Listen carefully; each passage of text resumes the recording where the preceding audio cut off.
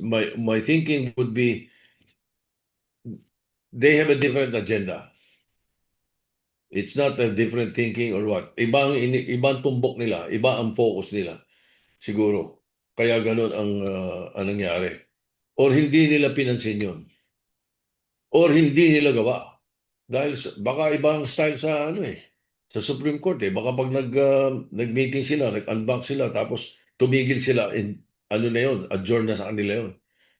Wala sila nung suspend until tomorrow o suspend until next week. Wala silang ganun siguro. Sir, yung nabanggit nyo lang po baka may agenda yung Supreme Court. May mga nagsasabi kasi na baka ang goal nila is hindi rin sila ma-impeach.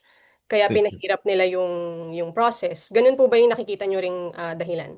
Well, eh, mahirap magbintang pero that's a possibility.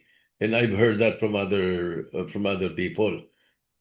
Parang ganun. Humirap eh. Humirap ang pag-impeach eh. Only because there was a question, the petition sa Supreme Court about the constitutionality of the impeachment ni Vice President Sara Duterte. Di ba?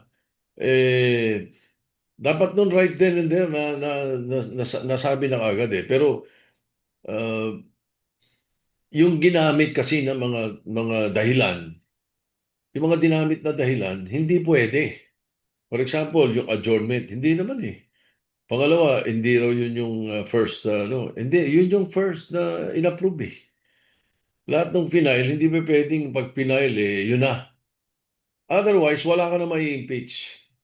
Kasi ang gagawin ng kahit sino, magpa-file ng impeachment ng walang kakwenta-kwenta, basurang impeachment, siguradong walang mangyayari. Hindi na pa pwedeng entertain yung pangalawa, pangatlo, pang-apat na impeachment.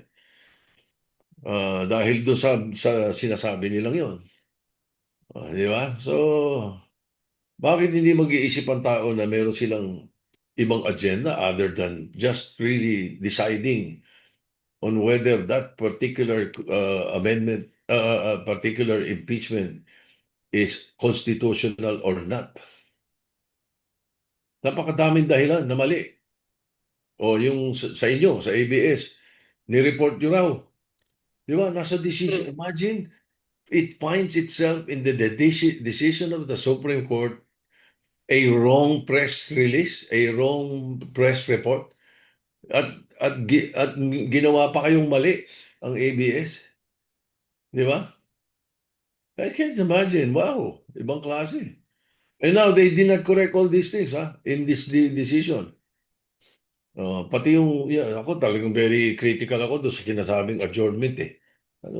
Di naman kami nag-adjourn eh. Wala namang adjournment sinidie eh. Iba yun eh.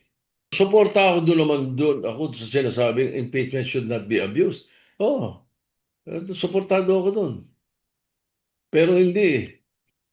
Power should not be abused. Sabi ko nga, legislative overreach eh. Wala naman silang karapatang baguhin ang konstitusyon eh.